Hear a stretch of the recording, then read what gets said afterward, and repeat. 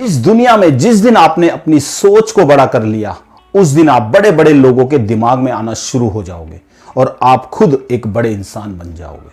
Hello दोस्तों, मैं हूं आपके साथ आपका दोस्त, आपका अपना एनके रतूड़ी।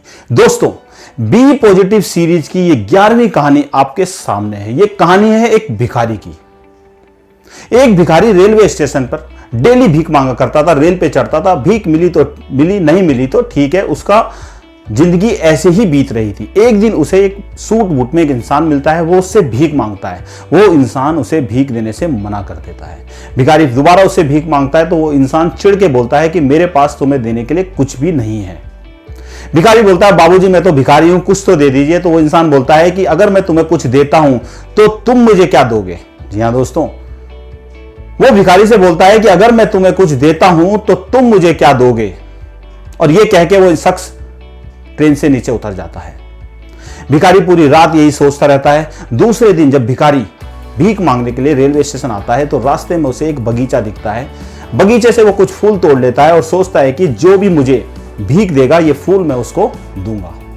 इसी तरीके से भिखारी 1 दिन 2 दिन 3 दिन इसी तरीके से लोग उसे भीख देते थे, वो उसे फूल दे देता था। वही शख्स उसे कुछ दिनों बाद मिलता है। वो भागता हुआ उस शख्स के पास जाता है और बोलता है कि बाबूजी आज मेरे पास आपको देने के लिए कुछ है, आप मुझे भीख दीजिए। वो शख्स उसे 10 रुपए देता है। भिखारी उसे एक फूल दे देता है।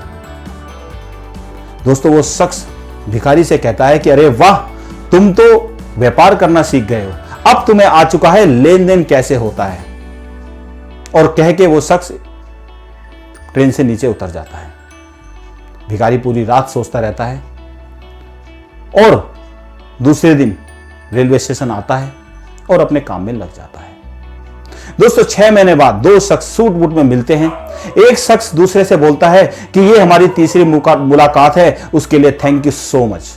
वो शख्स बोलता नहीं भाई साहब, लगता है आपको कुछ गलतफहमी हो रही है, हम तो पहली बार मिल रहे हैं। वो बताता है कि नहीं साहब, हम तीसरी बार मिल रहे हैं, मैं वही भिखारी हूं जिसे आपने पहली बार में लेन देन का तरीका बताया था और दूसरी बार में आपने बताया था कि अपनी सोच को ऊंचा करके कोई इंसान कैसे ऊंचा बन सकता है। वो शख्स पूछता है कि तुमने ऐसा क्या किया। तो वो बताता है कि जब आपने मुझे बताया कि मैं व्यापारी बन गया हूं तो मैंने फूलों का व्यापार शुरू करा और आज मेरी फूलों की बड़ी दुकान है और मेरा काम बहुत ही अच्छा और शानदार चल रहा है। दोस्तों, आप और हम में से कई सारे लोग अपनी जिंदगी को, अपनी लाइफ को बहुत ही छोटे रूप में देखते हैं। अपनी चादर को बड़ी कीजिए और जिंदगी का फुल मजा लीजिए।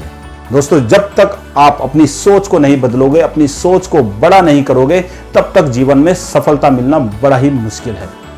मिलते हैं अपनी नेक्स्ट वीडियो में, तब तक के लिए